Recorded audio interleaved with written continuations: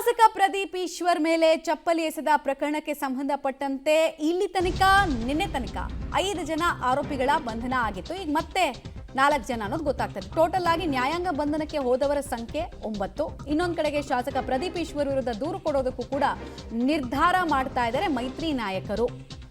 ದೂರಿನ ಉದ್ದೇಶ ಏನಂದ್ರೆ ಜಗಳ ಆಗೋದಕ್ಕೆ ಮೇನ್ ರೀಸನ್ ಯಾರು ಅಂತ ಇವರೆಲ್ಲ ಕೇಳ್ತಾ ಇರೋದು. ಸುಧಾಕರ್ ಅವ್ರ ಬೈಟ್ ಕೂಡ ಇತ್ತು, ಅವರು ಅದನ್ನೇ ಕೇಳಿದ್ರು ಮಾಜಿ ಸಚಿವರು. ಯಾರಪ್ಪ ಕಾರಣ, ಪ್ರಚೋದನೆ ಕೊಟ್ಟವ್ರು ಯಾರು ಅದು ಗೊತ್ತಾಗಬೇಕಲ್ವಾ, ಅವ್ರ ವಿರುದ್ಧ ಏನು ಕ್ರಮ ಅಂತೆಲ್ಲ ಕೇಳಿದ್ರು. ಹೀಗಾಗಿ ಇದನ್ನು ಕಾನೂನಾತ್ಮಕ ಹೋರಾಟವಾಗಿ ರೂಪಿಸೋದಕ್ಕೆ JDS ಕೂಡ ಮುಂದಾಗ್ತಾ ಇದೆ. ಬಿಕಾಸ್ JDSನ ಕಾರ್ಯಕರ್ತರನ್ನೇ ಹೆಚ್ಚು ಬಂಧಿಸಿರೋದು. ಇವತ್ತು ನಿಖಿಲ್ ಕುಮಾರಸ್ವಾಮಿ ಅವರು ಕೂಡ ಚಿಕ್ಕಬಳ್ಳಾಪುರಕ್ಕೆ ಬರ್ತಾ ಇದ್ದಾರೆ. ಅಲ್ಲಿಗೆ ಇದು ಒಂದು ದಿನದ ಗಲಾಟೆ ಪ್ರಕರಣವಾಗಿ ಉಳಿತಾ ಇಲ್ಲ. ಈ ಪ್ರದೀಪ್ ಈಶ್ವರ್ ಮೇಲೆ ಚಪ್ಪಲಿ ಎಸೆದ ಪ್ರಕರಣ ಒಂದು ದಿನದ ಗಲಾಟೆ ಪ್ರಕರಣವಾಗಿ ಉಳಿತಾ ಇಲ್ಲ. ಇದು ರಾಜಕೀಯ ಸ್ವರೂಪವನ್ನು ಪಡ್ಕೊಳ್ತಾ ಇದೆ. ಎಲ್ಲಿ ತನಕ ಹೋಗ್ತಾ ಇದೆ ಇದು ದಿನಕ್ಕೆ ನೋಡ್ತಾ ಇದ್ರೆ ಒಕ್ಕಲಿಗ ನಾಯಕತ್ವದ ಜಟಾಪಟಿ ತನಕ ಇಲ್ಲಿ ಇದು ಬಂದು ನಿಲ್ಲುತ್ತೆ. ಯಾಕಂದ್ರೆ ನಿಮ್ಗೆ ಗೊತ್ತಿರ್ಬೋದು, ಚಿಕ್ಕಬಳ್ಳಾಪುರ ಭಾಗದಲ್ಲಿ ಈಗಲೂ ಕೂಡ JDSನ ಪ್ರಾಬಲ್ಯ ಇದೆ, ಅವ್ರದ್ದೇ ಆದಂತಹ ವೋಟ್ ಬ್ಯಾಂಕ್ ಅಲ್ಲಿದೆ. ಸೊ ಇಲ್ಲಿ ಡಿಸ್ಟರ್ಬೆನ್ಸ್ ಆಗುತ್ತೆ ಅನ್ನುವಂತಹ ಆತಂಕ JDSಗೂ ಇದೆ. ನೋಡೋಣ ಇವತ್ತೇನಾಗತ್ತಂತ.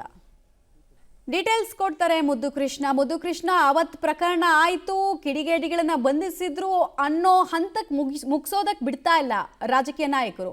ಇವತ್ತು ಯಾರ್ಯಾರು ಬರ್ತಾ ಇದ್ದಾರೆ, ಇವತ್ತು ಪ್ರದೀಪ್ ಈಶ್ವರ್ ವಿರುದ್ಧ ಕೇಸ್ ಮಾಡಬೇಕು ಅಂತ ಆಗ್ರಹಿಸೋರು ಯಾರ್ಯಾರು, ಏನೇನು ಮಾಹಿತಿ ಇದೆ? ಖಂಡಿತ ಮಮತಾ, ಈ ಒಂದು ಪ್ರಕರಣಕ್ಕೆ ಸಂಬಂಧಿಸಿದಂತೆ ಈಗಾಗಲೇ ಕೂಡ 9 ಜನರ ಬಂಧನ ಆಗಿದೆ. ಅವರಿಗೆ ನ್ಯಾಯಾಂಗ ಬಂಧನ 14 ದಿನಗಳ ಕಾಲ ಆಗಿರುವಂಥದ್ದು. ಹಾಗಾಗಿ ಪ್ರಕರಣ ಈಗ ಬಹಳಷ್ಟು ರಾಜಕೀಯ ತಿರುವನ್ನ, ದೊಡ್ಡ ಮಟ್ಟದ ವೈಷಮ್ಯಕ್ಕೆ ಕಾರಣ ಆಗಿರುವಂತಹ ಹಿನ್ನೆಲೆಯಲ್ಲಿ ಸಹಜವಾಗಿ ಈಗ JDS ಮತ್ತೆ BJP ಎರಡೂ ಕೂಡ NDA ಮೈತ್ರಿಕೂಟ ಆಗಿರುವಂಥದ್ದು. ಹಾಗಾಗಿ ಎರಡೂ ಕಡೆ ಕಾರ್ಯಕರ್ತರು ಕೂಡ ಇದರಲ್ಲಿ ಬಂಧನ ಆಗಿರುವಂಥದ್ದು.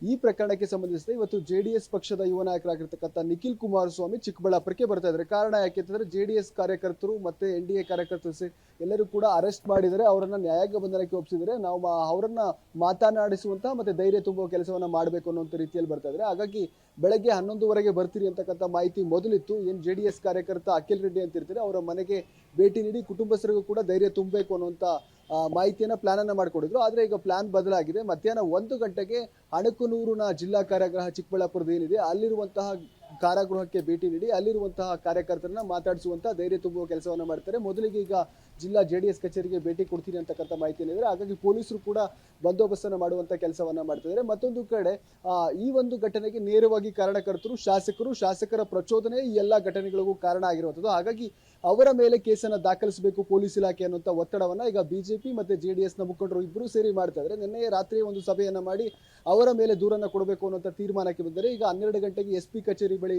ತೆರಳಿ ಶಾಸಕ ಪ್ರದೀಪ್ ಈಶ್ವರ್ ಅವರ ವಿರುದ್ಧ ಒಂದು ದೂರನ್ನ ಕೊಡೋದಕ್ಕೆ ಎಲ್ಲ ತಯಾರಿಗಳನ್ನ ಮಾಡ್ಕೊಂಡಿದ್ದಾರೆ. ಅದರಲ್ಲೂ ಕೂಡ ಸಂಸದರಾಗಿರುವಂತಹ ಸುಧಾಕರ್ ಅವರು ಕೂಡ ಭಾಗಿಯಾಗ್ತಾರೆ ಅಂತಕ್ಕಂಥ ಮಾಹಿತಿ ಸಿಗ್ತಾ ಇರುವಂತದ್ದು. ಮಮತಾ, ಧನ್ಯವಾದ ತಮ್ಮೆಲ್ಲ ಮಾಹಿತಿಗಾಗಿ. ಸೊ ಇವತ್ತಿನ ಜಟಾಪಟಿ ಹೇಗಾಗತ್ತೆ ಅನ್ನೋದನ್ನು ನೋಡಬೇಕಾಗತ್ತೆ. ಪ್ರದೀಪ್ ಈಶ್ವರ್ ವರ್ಸಸ್ JDS ಅನ್ನೋ ಪರಿಸ್ಥಿತಿ ನಿರ್ಮಾಣ ಆಗಿದೆ. JDSನವರಿಗೆ ಎಷ್ಟು ಜನ BJP ಅವರು ಸಾಥ್ ಕೊಡ್ತಾರೆ, ಏನಂತ ಆಗ್ರಹಿಸ್ತಾರೆ, ಕಂಪ್ಲೇಂಟ್ ಆಗಿ ಪರಿವರ್ತನೆ ಆಗುತ್ತಾ ನೋಡೋಣ.